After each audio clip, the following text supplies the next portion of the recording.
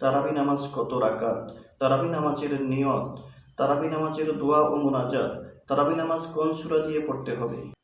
আসসালামু আলাইকুম ওয়া রাহমাতুল্লাহি ওয়া বারাকাতুহু। নাহমাদুহু ওয়া নুসাল্লি আলা রাসূলিহিল কারীম, আম্মা বাদ।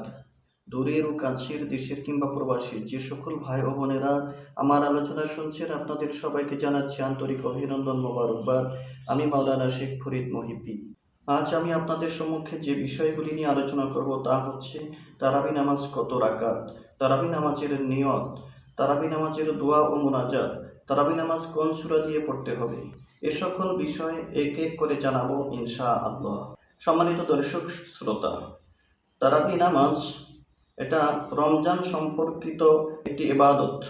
এই তারাবি নামাজ সম্পর্কে রাসূল আরবি সাল্লাল্লাহু আলাইহি ওয়াসাল্লাম হাদিস শরীফে ইরশাদ করেছেন, আন আবি হুরায়রা রাদিয়াল্লাহু তাআলা আনহু ক্বালা রাসূলুল্লাহ সাল্লাল্লাহু আলাইহি ওয়াসাল্লাম, মান ক্বামা রমাদানান ঈমানান ইহতিসাবান গুফিরা লাহু মা তাকদ্দামা মিন জানবিহি।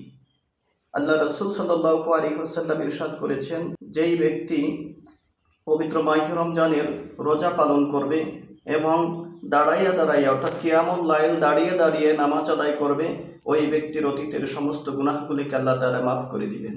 তারাবি নামাজ সুন্নতে রাসূল। রাসূলুল্লাহ সাল্লাল্লাহু আলাইহি ওয়াসাল্লাম তারাবি নামাজ আদায় করেছেন।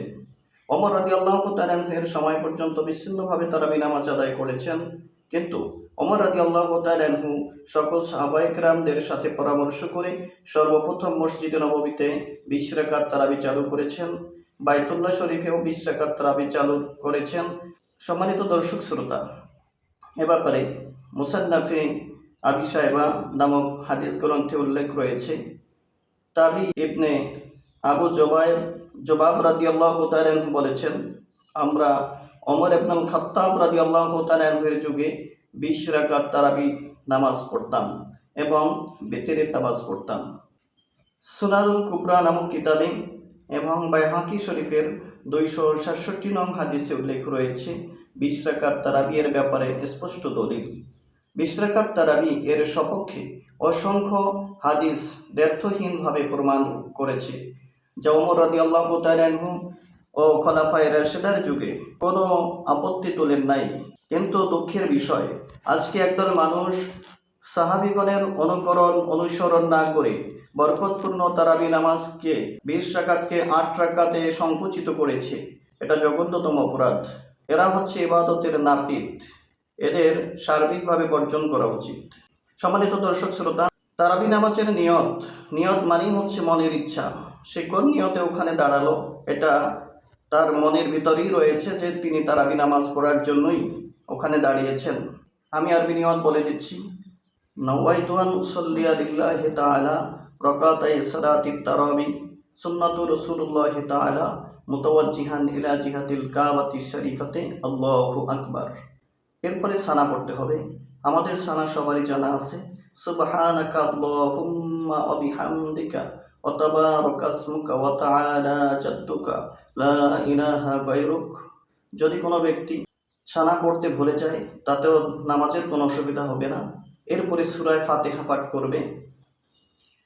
এরপরে সূরা ফাতিহার সঙ্গে যে কোনো সূরা মিলিয়ে 2 রাকাত নামাজ আদায় করবে। আর 2 রাকাত নামাজ আদায় করার পরে দুরূদ শরীফ পাঠ করবে। ধীর স্থিরভাবে নামাজ আদায় করবে, যেহেতু তারাবি অর্থই হচ্ছে বিশ্রাম বা সময় নিয়ে আদায় করা।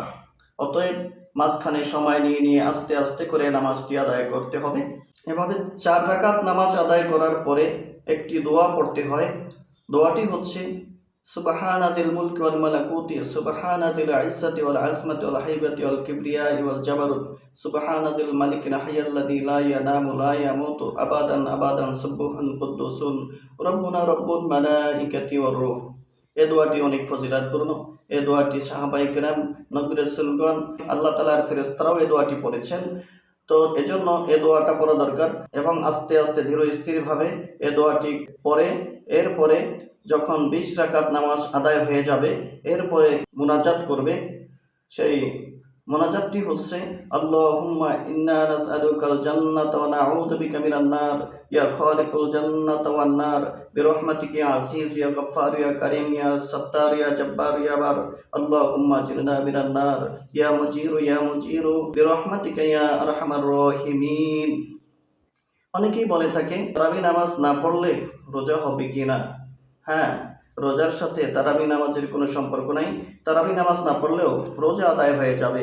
তবে এত গুরুত্বপূর্ণ একটি ইবাদত আল্লাহ তাআলা এই তারাবি নামাজ আদায়ের মাধ্যমে মুমিন বান্দাকে অনেক পরিমাণে নেকি দান করবেন। কোনো মুমিন মুসলমান ইচ্ছা করে এই তারাবি নামাজকে কখনোই ছেড়ে দিতে পারে না।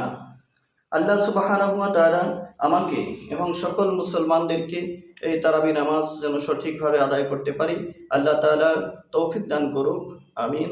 আসসালামু আলাইকুম ওয়া রাহমাতুল্লাহি ওয়া বারাকাতুহু।